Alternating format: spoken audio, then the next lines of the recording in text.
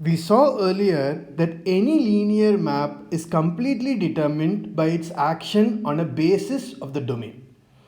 We also discussed that we are somewhat partial to one basis of Euclidean spaces, namely the standard basis, which we denote by E1, E2, E3, etc. up to En. If we are taking R2 as our vector space, then the two vectors are E1 and E2. Therefore, the linear map L is completely determined by L of E1 and L of E2. However, L of E1 and L of E2 itself are vectors in R2, and in this case we explicitly know what these vectors are. L of E1 is the vector 1, 1 and L of E2 is the vector 1, -1. Therefore, we can restate the fact that the linear map is completely determined by the two vectors L of E1 and L of E2 by the fact that the linear map is completely determined by these four numbers. Or in other words, this array of four numbers. Such an array is called a matrix. So in other words, what we are seeing is that this linear map is completely determined by this matrix of numbers. Now notice that it was not important that the domain and codomain were same. Even if we take a linear map L from R2 to R4 defined as L of x, y is equal to 2x, 3y, x plus y, x minus y. The map is completely determined by the image of E1 and E2. But notice that here the image of E1 is actually a vector in R4. In fact, we can compute that L of E1 is equal to 2, 0, 1, 1 and L of E2 is equal to 0, 3, 1, minus 1. And this matrix completely determines this linear map. Further, we will say that this matrix is a 2 cross 2 matrix because it has 2 rows and 2 columns, and this matrix is a 4 cross 2 matrix because it has 4 rows and 2 columns. In general, we will be looking at an m cross n matrix. Let us look at a definition of what we mean by an m by n matrix. Given two natural numbers m and n, an m by n matrix is a rectangular array with m rows and n columns. And we can denote it as follows. The first column can be denoted by A11, A21, etc. up to AM1. The second column would be A12, A22, etc. up to AM2, and so on. The last column will look like A1n, A2n, and so on up to AMN. So this will be the form of an m by n matrix. Now, given a linear map L from Rn to Rm, we can look at the images of L of E1, L of E2, etc. up to L of En. And each of these are vectors in Rm. So for example, we can say that L of E1 is equal to A11, A21, etc. up to AM1, and L of E2 is equal to A12, A22, etc. up to AM2, and so on up to L of En is equal to A1n, A2n, etc. up to AMN. In other words, given any linear map L from Rn to Rm, we can associate a matrix to it where the matrix is defined in the following manner. The kth column of this matrix is equal to the image of Ek. We will denote the matrix associated to the linear transformation L by M of L. More generally, given a linear map L from Fn to Fm, we can associate an M cross N matrix whose entries are elements of F. So, although we would mostly be focusing on linear maps from Rn to Rm, most of the ideas that we are going to discuss would also be true for linear maps from Fn to Fm, especially if you take F to be equal to C. In the next unit, you would see one instance where if you take F equal to C, there is some advantage. But as of now, all the results that we are going to do would be equally true if you take F to be R or F to be C. Therefore, we would be interested in the set of M cross N matrices with entries from F. And we would denote this by mat of M, N, F. Now notice that given two matrices, I can take its sum. And the sum is taken by adding the entries component wise. In other words, the ijth entry of the sum is the sum of the ijth entries of the two matrices. Similarly, we can define scalar multiple of a matrix.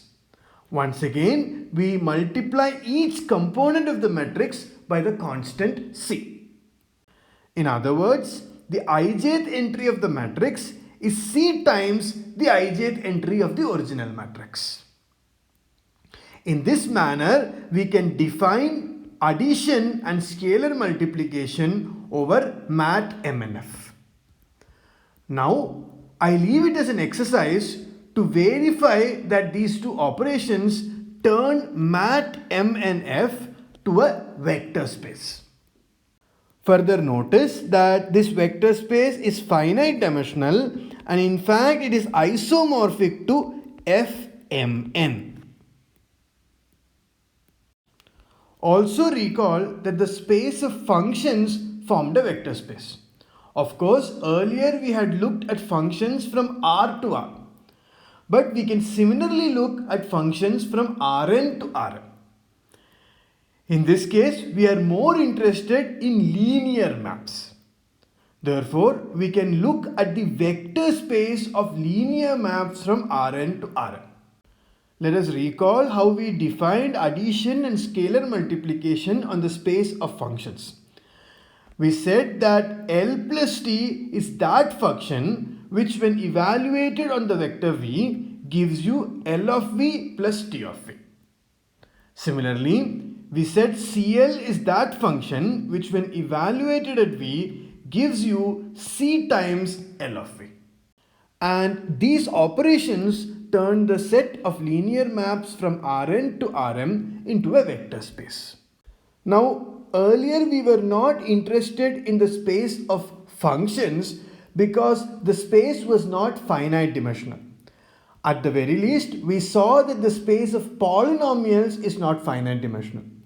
So, if the space of functions is finite dimensional, then any subspace of it should also be finite dimensional, which would imply that the space of polynomials is finite dimensional.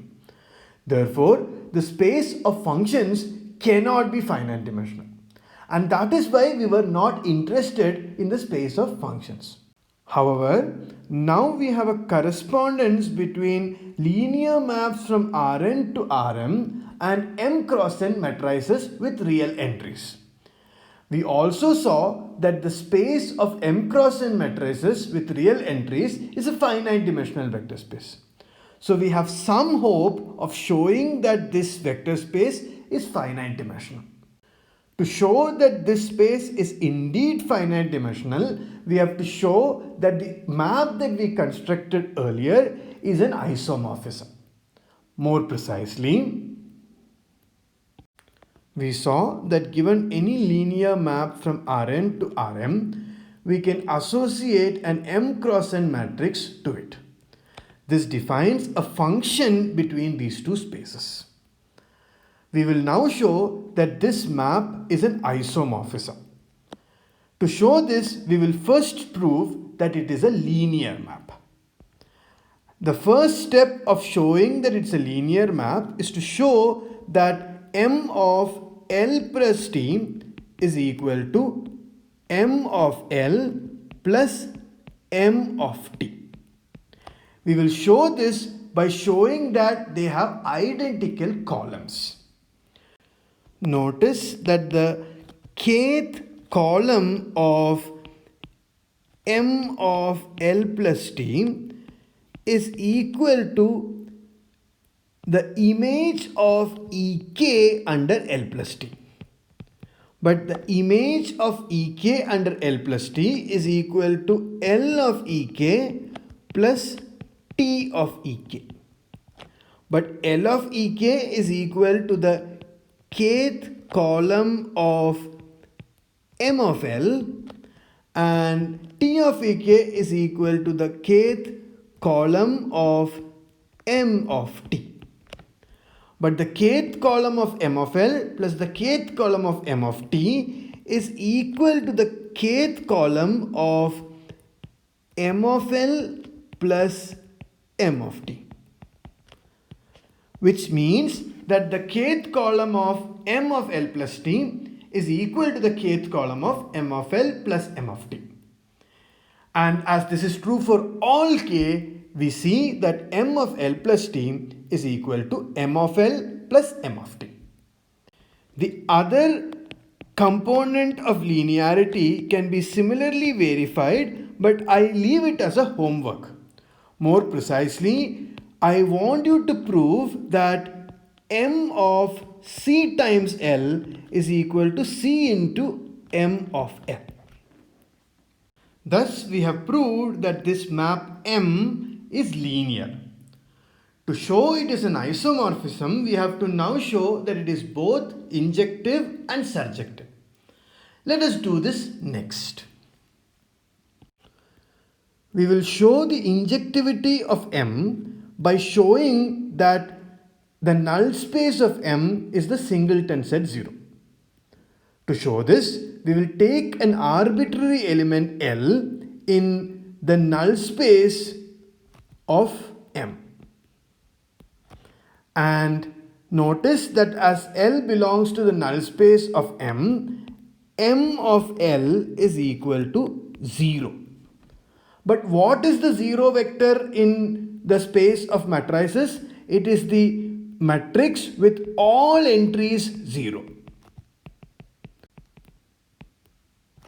But if all entries are 0, then this implies that L of Ek is equal to 0 for all k.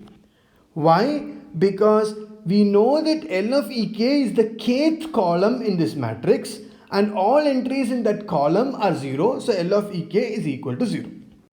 Further notice that given any V in Rn, I can write V as A1, E1 plus etc. up to AN, En. And therefore, L of V is equal to A1 into L of E1 plus etc. up to AN into L of En.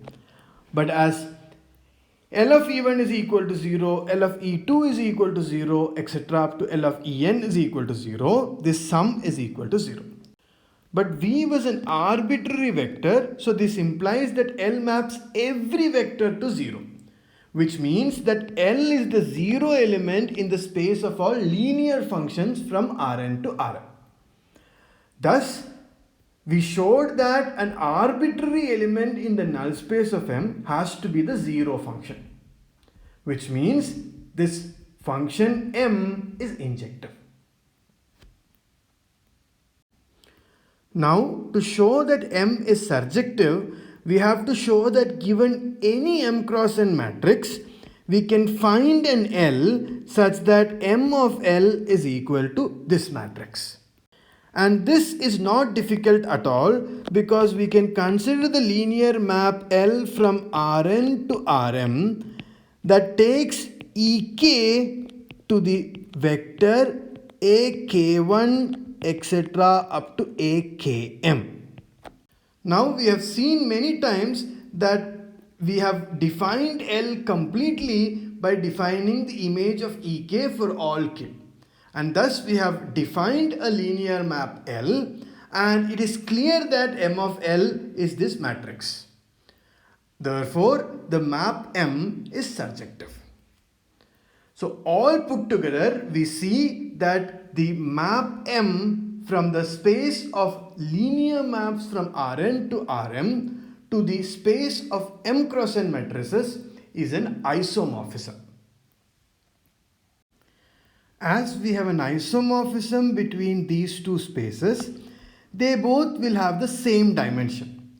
Therefore, L of Rn, Rm is finite dimensional, and dimension of L of Rn, Rm is equal to dimension of mat of M, N.